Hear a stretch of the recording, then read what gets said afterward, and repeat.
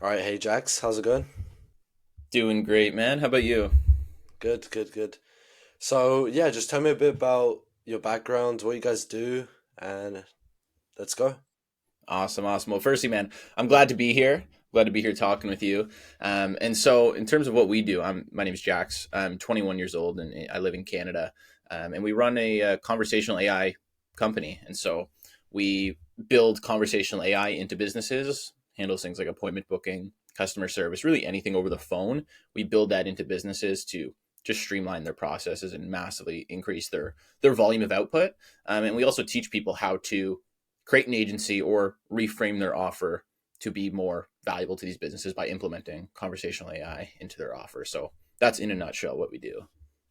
Okay, yeah, I think there's a lot for us to jump into. But before we get into everything, what's your backstory? How do you get started?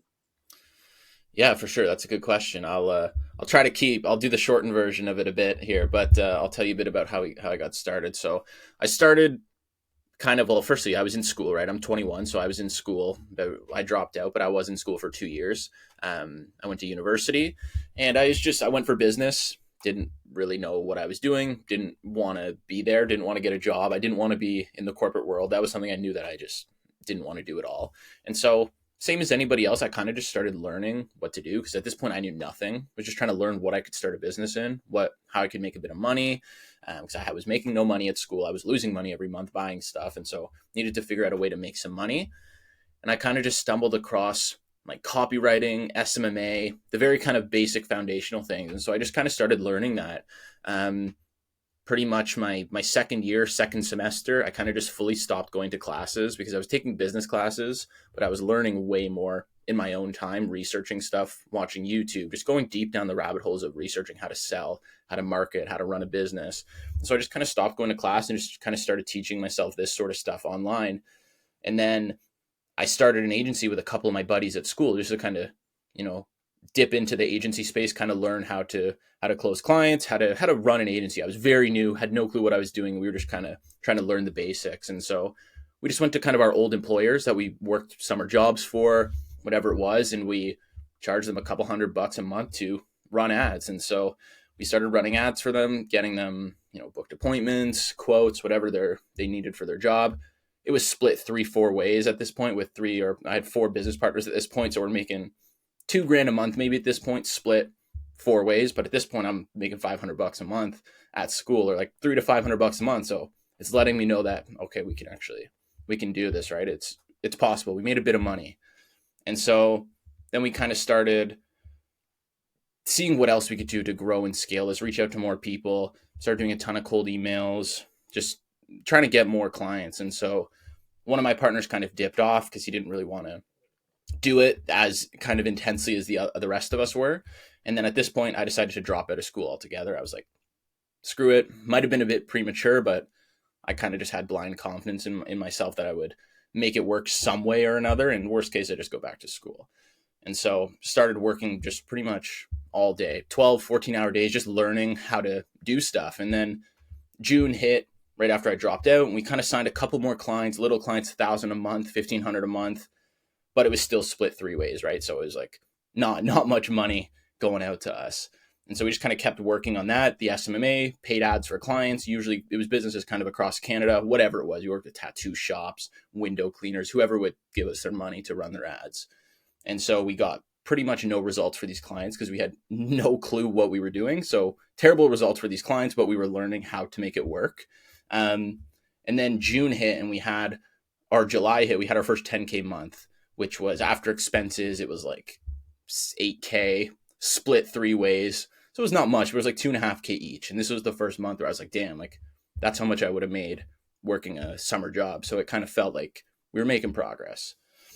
And then we kind of split up the business with my buddies because I was dropped out, right? So I was taking this very, very seriously because I needed to make some money, and they were still in school working jobs. So they were not doing as much work. And so we kind of split up there, and I started my own agency running paid ads. I joined a course, cheap course. I had no money for it, but I paid, it was like 3 grand or something to learn how to run ads and how to run an agency. And within the first month, I closed 5 clients, all on 1,500 a month retainers. I didn't know how to get results though, so half of them would churn every month, and then I would sign new ones, and half of them I would just get bad results for, and they would leave because I was still trying to figure out how to get results. I was working with med spas, and so this was from September to December of last year of 2023. I was running this agency. Um, every month I would lose about 40-50% of my clients and get new ones because I couldn't get consistent results. But I was doing consistently about 4 to 6K per month, which at this point I was making enough to where it was more than what I would have been making at like a full-time job as a student, right? And so it was enough to where I was feeling a bit kind of satisfied. And then after a couple months of doing that, I really just hated it because I was working like 12, 14-hour days for these med spas, almost just as like an employee for each of them, respectively. And so it sucked. It was not what I wanted running a business to look like at all. And I was just kind of trapped. I was like a glorified contractor pretty much for all of these med spas. And that was not my vision of running a business. And so I was kind of looking for a way to change things up or transition.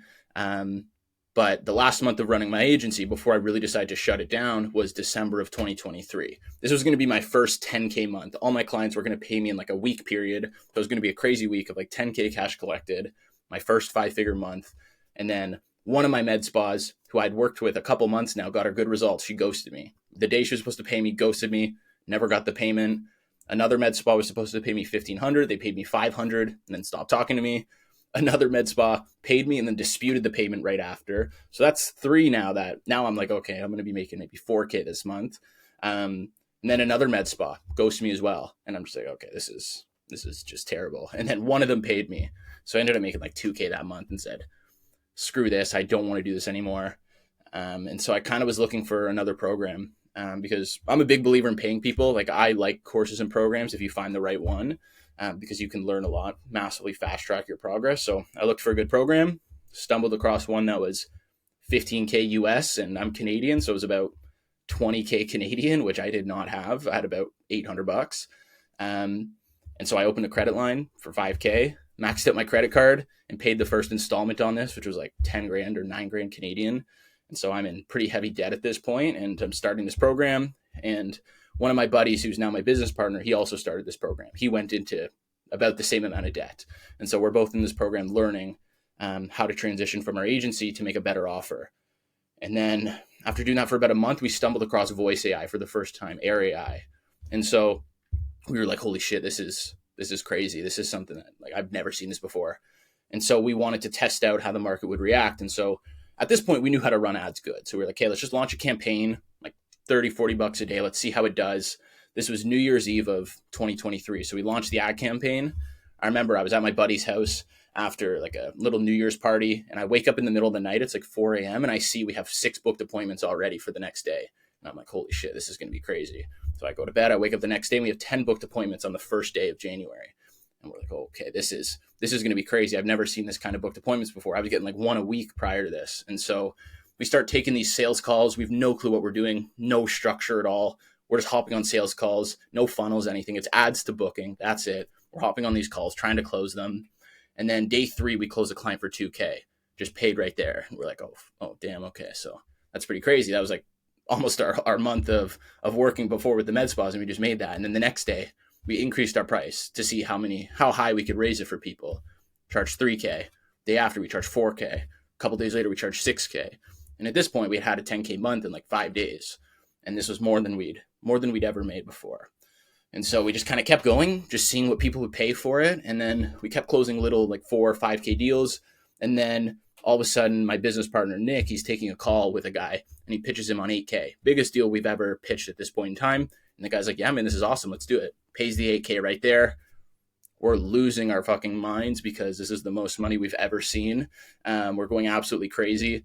And then the first month doing this with no structure at all, we did just over 30K cash collected, which was January of this year. And so that was a big kind of revelation and turning point for us in the company when we realized that we got to leverage trends rather than hop on something that's kind of old, which in my opinion is the traditional SMMA model. And so we just kept selling the voice AI. We were selling Air AI to businesses, just learning as we go, kind of the typical you're falling from the sky and building your plane as you're heading towards the ground. And so that's kind of what we were doing, just figuring stuff out as we went.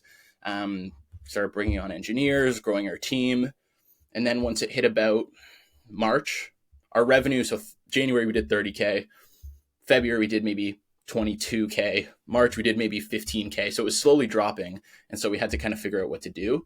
Um, we just kept bringing on team members, increasing our ads, that sort of stuff, and then we decided, hey, like we want to make this platform better. There's a lot of things we would add to Air AI, a lot of things we would change, and overall the platform just isn't as great as we'd want it to be. So we kind of started brainstorming about just creating our own platform. And so we had developers on board at this time. We told them about it. They said, it's awesome. Let's do it. We started building our own platform, which we have now, which is Inside AI. We started building that mid-April and then just kept going from there. April ended up being a record month for us. It was like 35K or something like that. And then we just kind of kept working to build our platform. We released we released it for beta testing in mid-July to a lot of our clients. And then we also kind of started our partner program, which is teaching people how to restructure their agencies and effectively sell AI infrastructures because it is a high ticket offer. We teach them how to go from that cheap monthly retainer to the high ticket offer. That's part of our business. And the other side is we build our AI infrastructure directly into the businesses that want to implement it. And so that's kind of where we're at now. And now we have a good sized team of engineers, a good sized team for client acquisition, fulfillment, all that sort of stuff. But that's kind of the story of how we got to where we are now. Yeah, that's super cool. It sounds, I can definitely relate, and I speak to a lot of different agency owners, and it's always similar things. When you say it's like, 4K, 5K, 8K, is that one time build out or is it like monthly? How does that work?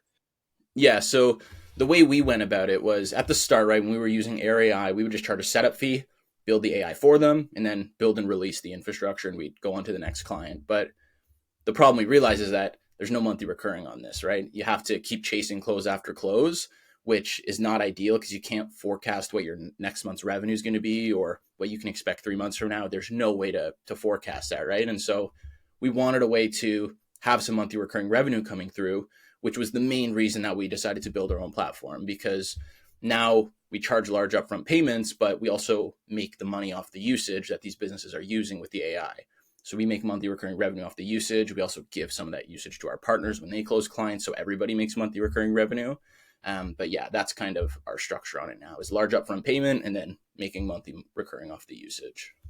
Gotcha. And how are you guys, like, who are you guys targeting? What's the ICP? Yeah, for sure. So for us at this point, because we started out, we had no targeting. We just worked with whoever would want it, whoever was willing to pay us. And so we kind of stuck with broad targeting ourselves. We've worked with businesses now really all over the world who are wanting to implement it across all industries. Our main target market is businesses that are doing 1 to 10 million a year. That's the main qualifier we look for because we know they can financially afford it. They have a big enough kind of business already where they have enough kind of internal volume going already, consistent lead flow, all that sort of stuff to where they can really benefit from the AI. That's really what we look for. Is it mainly local or is it also, like online digital agencies and stuff? It's a good mix of both for sure. We have some that are, in-person businesses, brick and mortar, or online businesses, agencies, consultants. Really, that's the thing. Anybody who makes phone calls can benefit from this. And so, like our partner program, like I mentioned, is where we work with people, give them access to our platform, and help them build their entire business same as we did to sell the AI effectively. And so we have partners in Europe, Asia, Canada, the US, and the demand is really ridiculous worldwide in all industries. And so it really is a good opportunity. It's like I always compare it to like SMMA in like 2018 or drop shipping in 2017. That type of, when you're early into the trend, that's kind of what this is like. Yeah, I definitely want to get into like how you guys grew it in a bit, but what are you guys finding are the main use cases for the voice AI? Is it outbound? Is it inbound? What are the best results and that kind of thing? Yeah, for sure. So all of the above for sure, but the best thing is because there's certain aspects where human touch is still really good, like sales calls, for example.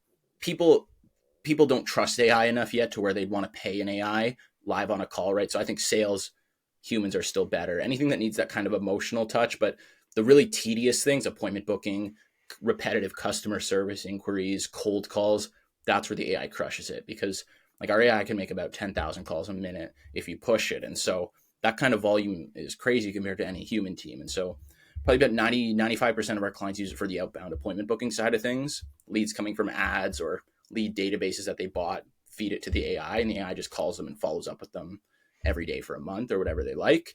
There's also customer service side of things, the inbound side, super beneficial for super repetitive customer service inquiries, gives you 24/7 customer service, all that sort of stuff. Then there's also kind of niche cases where cold calling or calling customers to survey their experience, get a review, those sort of niche scenarios. But most common is definitely the appointment booking. Gotcha. And what's like, I'm really curious. Like, do you guys have any KPIs for the cold calling, or yeah, any averages or like, reply Yeah, for rates, sure. pickup So rates? yeah, definitely. So pickup rate is one thing that stays pretty consistent, whether it's a human or AI, because people picking up doesn't really change. But what does increase that is the volume of calls you're making, right? We can have the AI. Some of our clients have the AI following up 3 times a day, every day for leads. And so that you're going to get a better pickup rate from leads, right? But pickup rate's usually pretty consistent, 7 to 15%, fairly standard for leads. But the conversion rate of the AI is on average 20 to 25% across all the industries we've worked with for people that pick up. So 1 out of 4 or 5 leads will get booked in pretty much consistently with the AI. So it does do very well. Yeah, that's nice. I was always kind of doubting, honestly, how well it could do with the outbound side, especially with cold leads. Do the prospects usually notice that it's an AI, or do they just go along with it as if it was a normal cold caller? Yeah, that's a good question. So businesses, for example, like especially myself, right? If I speak to an AI, I can tell right away if it's an AI, good AI, bad AI, whatever. But a lot of business owners can spot it more. But when you're calling B2C, for example, these people, it's about 75 to 80% of them either don't acknowledge it's an AI or they just don't care and they speak to it normally. Um, about usually 15ish% or closer to it's about 18, 19% do acknowledge it's an AI and they just don't care or they think it's super cool or they'll try to like break it or they'll ask it a bunch of crazy questions or we see people try to flirt with the girl AIs, like a bunch of crazy stuff people try to do just to see what the AI can do. And then it's less than 1% of people that just don't like it's an AI, they hang up, but it's such a small percent that it's essentially negligible. But that's kind of the numbers we've seen with it. Most people don't care or they find it pretty impressive. So for the outbound, do you guys come up with the script, or like do these businesses already have them? And yeah, what's working best? Are you guys still doing, the oh, can you give me 30 seconds? This is a cold call, or like yeah, what's the script looking like? Yeah, so for the cold calling side of things, we usually get scripts from the businesses because, like I said, we work with businesses that are doing usually 1 to 10 million plus a year. So they have human teams already, they have scripts, all this stuff. They know their scripts work. They just want to increase volume, and so we tweak the script slightly just to fit how the AI kind of functions and how it reads it. But we'll usually collect the script from them, all the knowledge about their business they want the AI to have. We get that from them, and then we build it. But the script, yeah. So like the cold calling scripts that you kind of mentioned there, that does work with the AI. Some people frame it as they admit it is an AI calling. Some people don't want to admit it's an AI calling. Both work just as well. But really, the script we usually just get from the business. We'll tweak it slightly to fit the AI, and we'll let it run and we test it out. We do really thorough testing to make sure it's working, but that's kind of how we go about it. Yeah, that's super interesting. So, back to like you said you guys were putting like 30, $40 a day on ads in the beginning. Is that still your main growth strategy, or what are you guys doing now to get customers? Yeah, for sure. So I can kind of break down our acquisition system now. Now we're spending about 300 a day on ads. So about 9 grand a month on ads. And we run all our ads to our school community. So our school community now is about 4,700 people in there, which it's grown quite a bit. We started it in May, I believe, or June. So it hasn't been too long. It's been growing pretty consistently. We're getting about 40 members a day or so. And so our main acquisition channels, we run all our ads to our school community where we just give a ridiculous amount of value about AI. There's like 55 modules showing them how to set up everything, how to use the platform. We do a weekly call in there, which is every Sunday. And so we give a lot of value in there, and that makes people want to trust us, know us. It makes the sales process a lot easier, right? They're getting a ton of free value from us, right? Like Hermosi says, give away everything you can for free. So that was kind of the mode we went. And then we have, a team of setters that are messaging people in the school. We have a lot of booking links, CTAs in there for people to book calls with us. whether they want to be partners or end users to use the platform in their business. That's kind of how we have our funnel set up. Is the school is top of funnel, and then we have, of course, our funnel and our team and everything, which kind of filters out the unqualified leads. But that's kind of how we go about it. So you've basically got is it Facebook ads? Yeah, yeah, Facebook and Instagram. So you got like Facebook and Instagram ads, you push them to the free school community. Do you guys get their email or nothing? Yeah, yeah. So when they join the school, they submit their name, their email, phone number. We take that to go high level, have all our nurturing sequences and everything to keep them in our ecosystem. And then we also have our team members reach out to them. Somebody calls them, somebody messages them, just tries to see what they're looking to do in the community, kind of find out more about their situation, and try to book them in with us. And so the free value we give is the biggest nurturing, because we have people, when people watch all of our modules, our close rate's 100% for people who have watched every single module. And so that just lets us know that the free value does help a ton, because people see you give the information and you sell the implementation. That's kind of the approach we take, where our school community, if you follow it, you can set up absolutely everything. But most people don't want to set up everything by themselves. And so that's where working with us helps, because we'll do all of it for you. And so that's kind of the approach we took, just giving a ton of free value, and then we sell the implementation. Yeah, a lot of people I speak to are worried about giving away their secrets or too much value, but then in the end, like these clients, they want you to do it for them or to build it Yeah, for them, and giving the value is really where you're going to build the rapport and the trust. So exactly. in the free community, do you basically just share, like you said, just how to do the voice AI development and stuff, or what's like the value? Yeah, for sure. So, firstly, right now, our platform is not released to everybody. It's private to our partners and our clients. We are going to release it as a real SaaS in about a month and a half here. But right now, so we show people how to use our platform. They don't have access to it in the free school, but we show them how to use it. And then the entire school, we're showing how to pick your niche, how to build your offer, how to set up we show our exact ads. We show the ads, the creatives, the funnel, the VSL. We literally give everything in the free school, just to provide as much value as possible. So people see like, hey, we're getting all this for free. I bet if we pay them, we're going to get a ridiculous amount of value. So that's kind of how we wanted to frame it. Gotcha. Yeah. And so for the ads, like, are you guys doing any unique formats, or is it just something very simple? Like what's working? Yeah, for sure. So we've been running similar ads since day one. And so I don't know, maybe some people watching this have seen the ads of different voice AI platforms where it's just a demo, or it's like a circle of a circle, and it's just the demo going. We started that back in early January. That was the first, when I said we launched that ad campaign January 1st of this year, that was the ads we ran. We made just demos on a software to make the demo kind of look nice with the voice wave and everything. And then after about a month or two, we saw people were using the same ad style with the voice, the little wave in the middle, the subtitles. Some people were even using my demos. I would see my voice on people's ads. And so we're like, okay, let's try switching it up a bit. We just kind of tweaked the design a bit. And then it started doing well. Then people started copying that design. And so we just kind of been doing variations of the demo creative since day one. That's been doing amazing for us. The best thing we've seen, we've tested out a lot of different ads, talking head, tutorials, all that sort of stuff. What does the best for us is actually showing the AI, whether it's just me sitting there speaking to the AI or showing a demo. That does the best, because we do have a good platform. We have a good quality AI. So when people see that, that makes them click the ad. Gotcha. Yeah, that's super interesting. And so for the school community, you said like you funnel them through some nurture sequences. Is that email and SMS, or just email? And like what are you guys sending?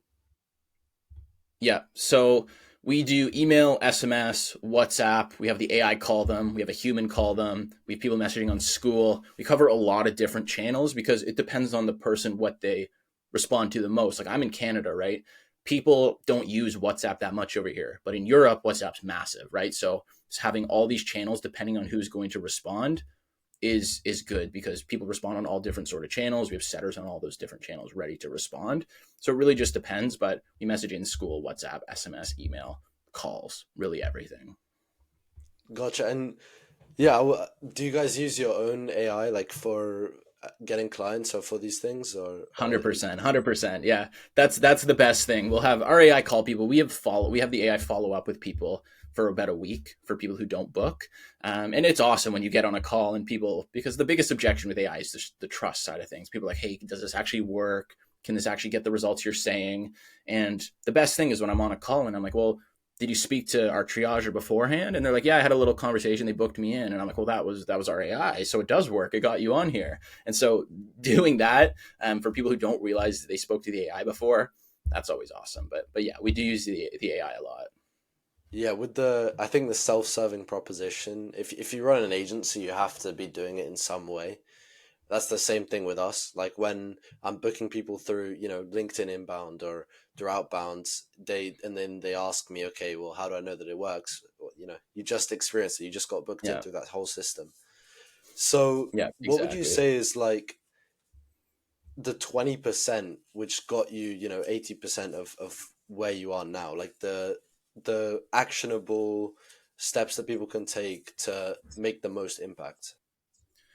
Yeah, for sure. So I would say a huge thing, of course, is leveraging a trend, which is AI, right? Ever since ChatGPT came out, AI has been massive, right? Voice AI bigger than anything right now. And so leveraging a trend makes it a lot better. I'm working the same amount of hours I was in my old agency as I am now, but I'm leveraging a trend to where my monthly income can be about 10 to 20 times higher than what it was because of the trend I'm leveraging.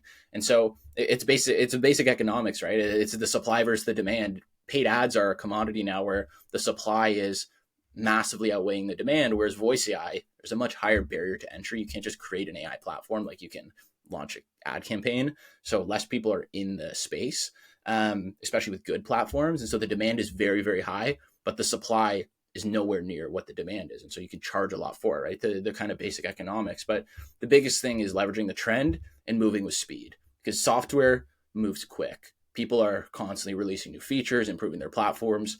So we have to be aware of what people are doing and constantly adding new features. That's why we are open with our clients and our partners to tell us to give fully transparent feedback of features they want, what they like, they don't like. And a lot of the changes we make to our platform are coming directly from our clients and our partners. And so moving with speed is huge. But like I said, leveraging the trend is the biggest thing because the demand is there.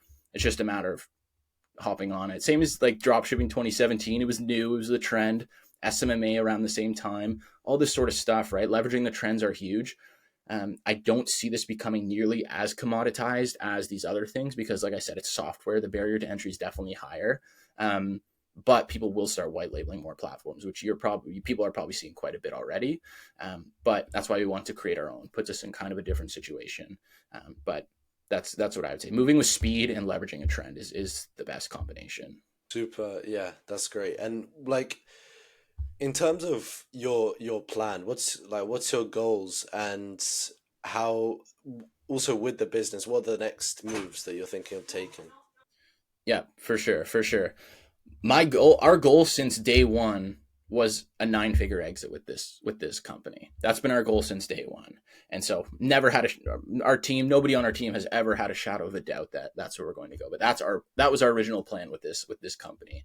And so our roadmap is, of course, our software is our main focus, but the kind of system we've set up is quite good to where we're working on our platform. We have our team of engineers, and we have our partner program, which is a bunch of people who want to resell our platform, and we help them build their whole business. So they're paying us, which is giving us cash flow, and we teach them how to sell the AI effectively and how to close high ticket deals. And so they're bringing us end users because we're providing them a ton of value and showing them how to make a lot of money selling the AI. And so it's kind of a big ecosystem that we have set up here. And so that's kind of to nurture the short-term cash flow to have us be able to scale our engineering team and improve the platform while also getting great results for our clients. And so our next step is to release this as a SaaS, where it's monthly subscriptions for people. It's released to the public. People can fully white label the platform as their own. They can use it almost like a Go High level where you can create sub accounts for yourself. And we just want to make the best platform that exists. And so our next goal is the SaaS side of things, which, like I said, will be about a month and a half from now. And people can check it out on AppSumo. I mean, AppSumo reached out to us. They want to list our platform. So we're supposed to do that by middle of November. So that's when we want to have our SaaS ready to go. And then we plan to really head down the data and analytics route where we're tracking everything on the platform, all the numbers, all the KPIs for how the AI is performing, where in the script people are responding the best, where in the script people are hopping off the call, ending it the most, what's leading to the most conversions, what's ruining the script. We want to have really, really detailed data and tracking inside of the platform to the point where businesses would even pay for just the data because we've collected so much in each industry. So that's kind of the route we plan to go with this platform. Yeah, I gotcha. And how are you guys like? Because you mentioned the partner program. Does that bring a Yeah. lot of revenue for you guys, and how are you guys growing it?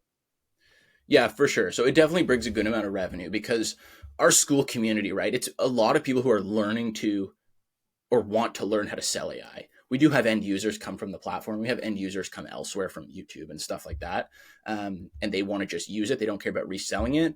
But with the partner program, we have people who are actively working hard to try to learn to sell AI for 10K, 15K, even 50K. We have partners pitching $500,000 deals with the AI. And so we've essentially, with the partner program, they pay us and we build their entire business with them. Essentially, now that we have about 27 partners, we essentially have 27 versions of our business that are actively selling our platform all around the world to bring in more end users and more usage on the platform, which is a win for us, a win for the partner who's closing the deal, and a win for the business who's implementing the AI into their business. So we've created a pretty good ecosystem here to where it's a win-win-win for everybody, and we're ultimately growing the platform. Yeah, gotcha. So do you find those partners basically they just come through your funnel, and then if they end up on the sales call, you'll just pitch them, and what's the payment structure like? Yeah, for sure. So our structure is with the partner program. So for end users, it really depends on the build. There's such a wide range for the builds they need, how many agents, outbound, inbound, what they need it integrated with. So it's essentially a custom quote basis for that. But with the partner program, we charge 9K one time, and then we build everything, and we guarantee that if they don't make back their money in 90 days, we give them a full refund. We've never had to give the refund because this works. We waited until we were at the 40, 50K a month mark before we even started teaching people. So we know it works. And so that's the structure we take, and people crush it. And so we literally replicate our systems into their business and help them close deals. Yeah, that is super cool. And you mentioned YouTube. I think I checked it out as well. Like, is that a top of funnel, or is that just something to warm people up? Yeah, what's that looking like? Yeah, for sure. So that's a good question. YouTube, I personally have slept on YouTube for too long. My partner as well, Nick, we kind of dabbled in YouTube. We started probably in May or June, just kind of posting videos. We still have very, very small YouTube channels. I think I have 250 subs or 260 subs or something, very small, but we still have a surprising amount of people that book calls with us and say, hey, I watched a couple of your videos before. I watched some of Nick's videos, which that helps a ton with nurturing, right? People are seeing you more, they're consuming more content, they're seeing your face more, they're getting more value from you. So that helps a ton. We have occasional people like that come just from YouTube or book a call. But it's definitely more people are watching us and then getting sent to our YouTube and consuming more value. That's kind of what we've seen.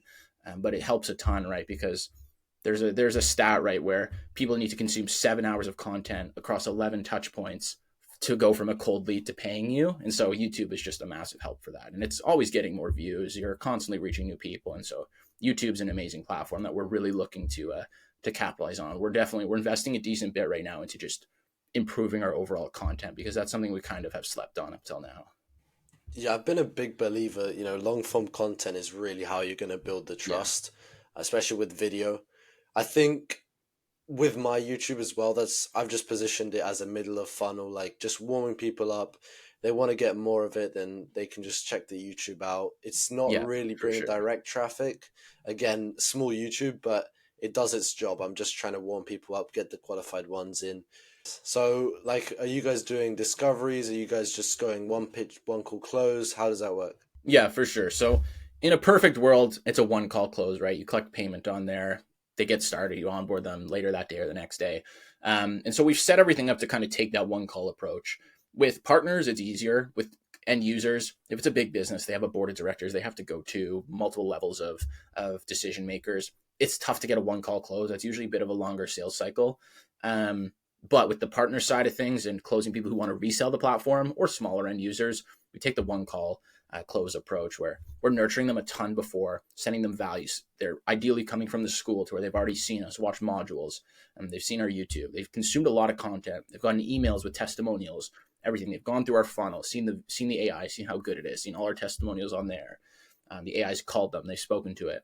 we have a triager who calls and usually has a 10 to 30-minute conversation with them prior to the call, just to confirm all their information is accurate, that they're as qualified as they said they were. And then he sends us a report on how qualified he deemed that prospect, gives them a rating 1 to 10. So that way the closer has a good idea going into that call what to expect. And I guess you could kind of call that a 2 call if you want, where it's the triage call and then the sales call, but there's one active sales call where we're trying to close them. So in the triage call, you guys just verifying info. You guys like asking for more, like, just basic questions like how they get their clients and Yeah. stuff, or is it only Yeah, verification? so it's both for sure. And so our triager sends us a report where after he has a call, he submits a form that gets sent to us that lets us know if they're financially qualified, the time frame they want to move forward, um, how many decision makers they are, and if they're going to all be active on the call, what their biggest pain point is, what they're looking to do with the AI, what their current business is, and all that sort of information to just have us going into the sales call with a more clear perspective and a clear idea of what this person does and what they're looking to do. Gotcha, yeah. And because you guys are like scaling super fast, I kind of wanted to get into where are you guys finding the talent, and how do you guys train it, and how do you know like what sets the good devs or other employees apart from the other ones? That's a good question, man, because that's something like this is the first bit. Everything we do from here on is new, right? We don't know what we don't know. And so we're learning actively as we go through all this. And so back in February, we had our engineer, he's essentially our CTO, our head engineer, who reached out to us and said, hey, do you guys need a software engineer? We were like, man, we don't need a software engineer. We can do these builds ourselves. I'm not a developer. Nick's not a developer. But we thought we can do these builds, man. These are pretty easy. The next client we closed, we're like, man, I have no clue how to do this. And so we reached out to him, brought him on, and he's been absolutely amazing. He front ran the development of the platform. He's been crushing it for us since we first brought him on. He's awesome. And then obviously, I'm not a developer, so I wouldn't be able to look at a developer and be like, oh yeah, this guy knows exactly what to do. This guy has the qualifications. So we hired somebody who knows how to do that. And he interviews the developers. He takes care of that. He manages developers for the most part. And then Nick and I oversee everything and manage everything and really work on the business rather than in the business as much as we can. And so we have developers. We'll make posts on our Instagram for, hey, we need a back end, front end, or full stack dev. People will reach out to us. We'll interview them. We've even got one of our developers he's awesome as well. He came to us from Fiverr. We just first batch of hires we just went on Fiverr, messaged a bunch of people who looked qualified, interviewed a couple of them, hired one on, and so now we have a decent little team of developers here. And that's kind of how we've been sourcing all our talent. We'll make a post on Instagram. Hey, we need setters. Hey, we need a closer. We need a triage or whatever it is. And we'll have people reach out to us and we just vet them and interview them and onboard them. For sure. I mean, yeah, I think keeping things simple, that's what's going to scale.